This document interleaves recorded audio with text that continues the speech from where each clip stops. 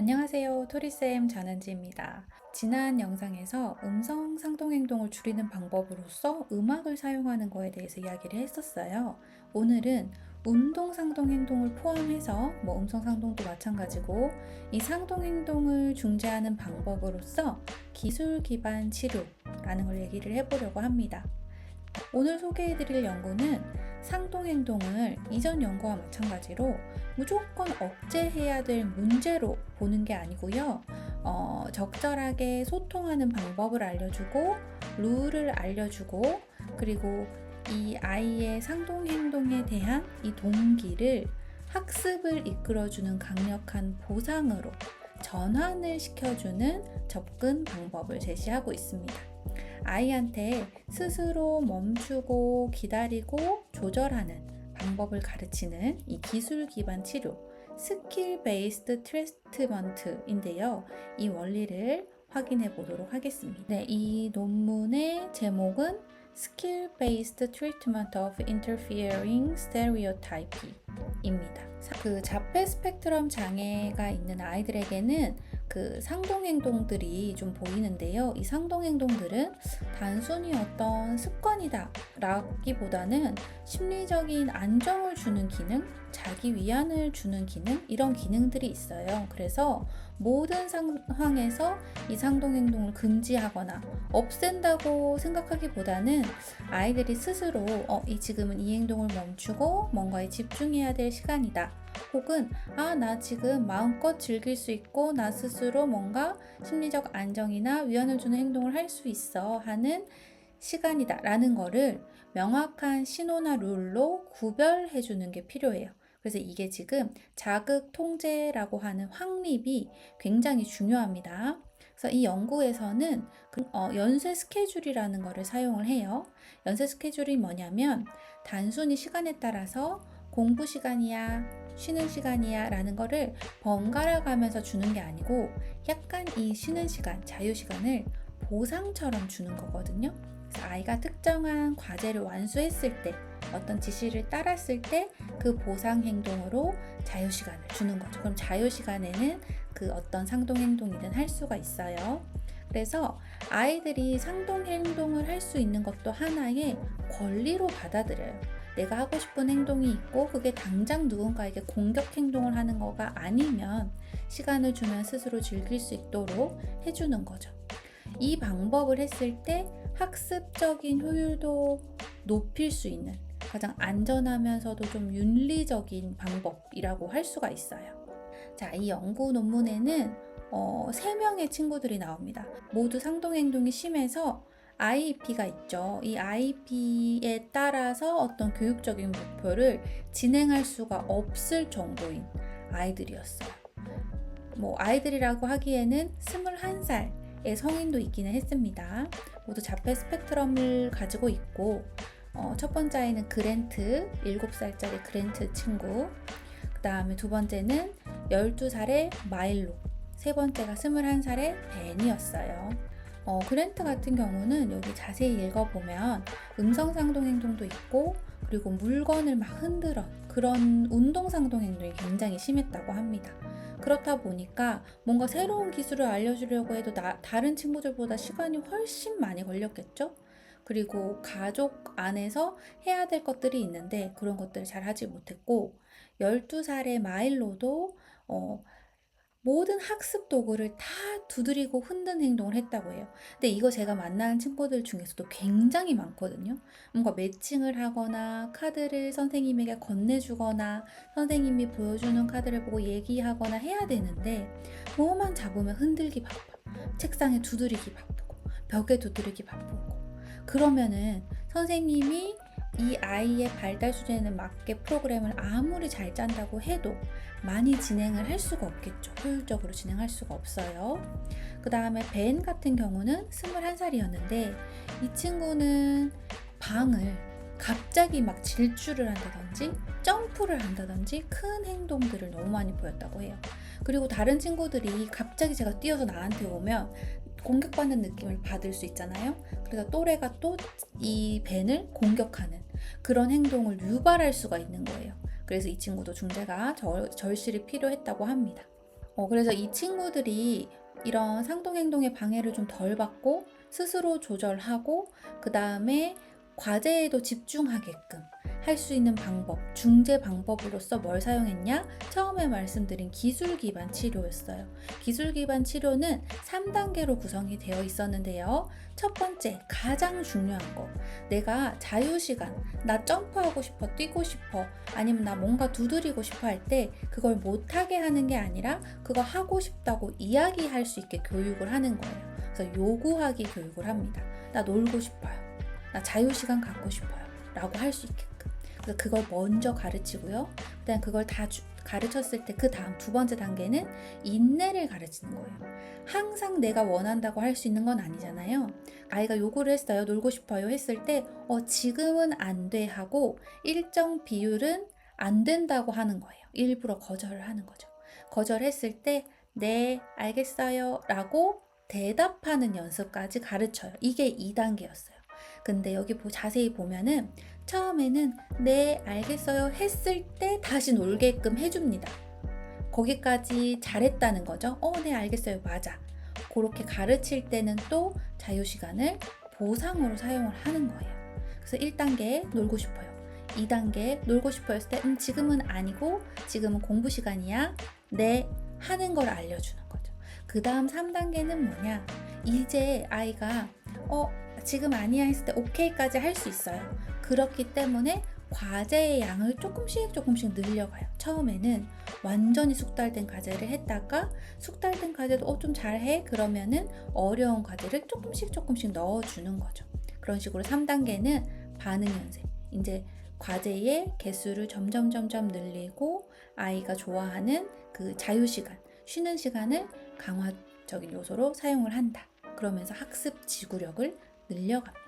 자, 이렇게 했을 때 결과를 한번 볼게요. 그랜트 것만 집중적으로 봐볼게요. 첫 번째 제일 위에 있는 패널을 보면 진한 점이 바로 과제 시간이에요. 과제 시간에 보이는 아이의 그 상동행동이라고 할 수가 있고, 그 다음에 이 빈 원에 보이는 게 바로 그 자유시간. 자유시간에 아이가 보이는 상동행동을 이야기를 합니다. 그러니까 보면은 처음에 BL 기초선 라인에서는 시간 구별을 지금 못하고 있죠. 둘 다 75% 언저리에서 계속 상동행동을 보여요.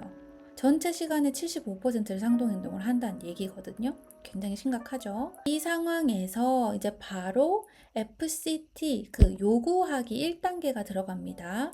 놀고 싶어요 하면 무조건 놀게 해주는 거예요. 일정 시간 동안. 그래서 공부 시간과 쉬는 시간은 색깔로 구별을 해주고요. 놀고 싶어요 하면 놀 수 있게끔 해주는데 이렇게만 구별을 해도 아이가 선생님과 과제해야 되는 시간에는 조금 조절을 약간 할 수 있게 됐어요. 그리고 뒤에는 점점 더 그 상동행동이 줄어들거든요. 이 단계를 거친 다음에 아까 뭐 했죠? 그 다음에 선생님이 거절했을 때 네 하는 걸 또 가르쳐요. 이 TRT가 거절했을 때 아니야 지금은 이거 하는 시간이야 했을 때 네 하는 거 그걸 가르쳤을 때 또 이 과제하는 시간에 보여주는 그 상동행동이 처음보다 굉장히 많이 감소한 걸 볼 수가 있습니다. 그리고 쉬는 시간에 가서 하는 거예요. 이제 쉬는 시간에 자유시간에. 자, 3단계 볼게요. 리스폰스 트레이닝이 이제 과제의 수를 선생님이 이 아이에게 맞게 조금씩 늘리는 거죠. 여기서 보면은 당연히 쉬는 시간에 그 상동행동을 하고 그 다음에 과제를 하는 시간에는 이제 거의 보이지 않아요. 근데 아주 0은 아니에요. 약간은 보이고 있긴 합니다. 그렇지만 처음보다는 훨씬 더 많이 줄었죠. 세션을 지금 한 60회기 정도 했을 때 거의 많이 나타나지 않고 자, 두 번째 패널을 볼게요. 그럼 아이가 요구하는 거는 얼마나 늘었을까? 베이스라인에서 요구하는 행동이 거의 없어요, 지금. 요구하는 행동이 거의 없다가 이제 FCT 하는 첫 번째 단계에서부터 배워가지고 그 다음부터는 계속 아이가 쓰고 있죠. 그리고 오히려 과제에 점점 더 과제 수가 많아지고 집중하는 시간이 길어질수록 나 자유시간 하고 싶어요 라는 말을 점점 더 적게 하고 있습니다. 자, 세 번째 패널을 볼게요. TR 선생님이 안 돼 지금 이거 공부하는 시간이야 했을 때 네 하는 거죠. 그거를 잘 할 수가 없었는데 TRT 이 트레이닝 하는 단계에서부터 배워가지고 TRT 중간쯤에 한 40 세션 정도 지났을 때부터 이 아이가 이제 뇌를 자발적으로 하기 시작한 것 같아요. 그래서 이렇게 나오고, 마지막 네 번째 패널은 어떤 과제를 했을 때 이 아이가 정확하게 수행을 했느냐예요. 그러니까 무조건 하기만 하면 안 되죠. 스스로 정반응, 맞는 반응을 보이는 게 중요하니까. 근데 이게 기초선에서는 아이가 한 25%에서 30% 정도, 40% 정도의 정확도를 보이다가 제일 마지막에 이제 과제도 잘하고 과제 개수도 막 늘려갈 때 보면은 거의 100%의 정반응을 보이고 있습니다. 그리고 이 인스트럭션 개수를 보면 선생님이 하나하나 지시를 할 거 아니에요. 그게 어떤 과제가 됐든 하나하나의 개수로 체크를 하자면 개수가 처음에는 20개 약간 이해한 것 같아요. 그러다가 뒤에는 한 50개 정도의 인스트럭션을 따랐다고 볼 수가 있습니다. 그 아이들마다 선생님이 제시한 과제들이 다 달랐는데, 그랜트는 어떤 과제를 했었냐면 언어에 있어서는 사진끼리 매칭하기, 그리고 사진 보고 이름 말하기, 이런 과제들을 이 ABA에서도 많이 하죠. 그런 과제들 했었고, 그 다음에 아카데믹 학업적인 거 관련해서 숫자 이름 말하기, 글자 읽기, 이런 과제들이 있었어요. 그리고 다시 첫 번째 패널에 보면 과제 지속 시간이 나오거든요. 이 오른쪽에. 그럼 여기서도 회색 막대를 쭉 보면은 마지막에는 한 번에 4분 정도까지도 과제에 집중을 할 수가 있었다. 자, 이 연구 논문에서도 우리가 센터, 학교, 가정에서 가져갈 수 있는 팁이 있어야겠죠? 제가 생각해 봤을 때 일단은 아이가 그 자유롭게 행동할 수 있는 요구를 알려주긴 해야 될 것 같아요. 과제를 하다가도 내가 이거 답답해, 나는 뭔가 조금 말하기를 하고 싶어, 혹은 노래 부르기를 하고 싶어 라고 하면 과제하다 그냥 하는 게 아니라 요구를 해서 내가 시간을 얻고 할 수 있게끔 요구를 알려주는 것도 좋을 것 같고, 그리고 요구 자체를 우리는 매번 들어줄 수 없잖아요. 그렇기 때문에 처음에는 당연히 요구하기 자체를 가르쳐야 해서 요구를 들어주는 게 맞아요. 근데 이제 지금은 아니야 하고 아이가 인내할 수 있는 거를 가르쳐 줘야 됩니다.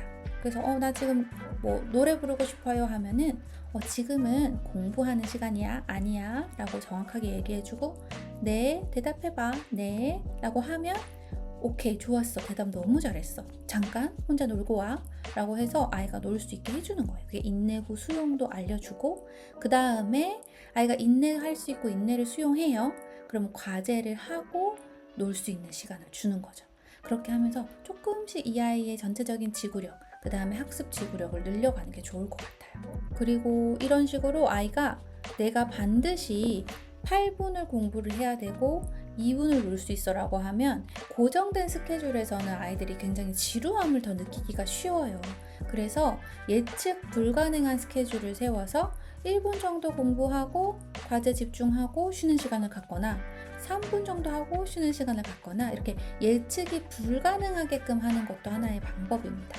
여기서도 사용이 되었었는데 아이들마다 지금 내가 과제를 해야 될 시간인지 아니면 자유롭게 놀아도 되는 상황인지를 구별하기가 어렵잖아요. 그래서 이거를 시각적으로 표시를 정확하게 해서 아이들한테 보여줘야 돼요. 그래서 공부 시간일 때는 뭐 빨간색, 그 다음에 자유롭게 놀아도 되는 시간은 초록색으로 표시를 크게 해놓고, 처음부터 이 아이가 이해하기는 어렵겠죠? 근데 처음에는 많이 알려주고 보여주고 실제로 그렇게 하면서 아이가 몸으로 체득할 수 있도록 도와줘야 됩니다.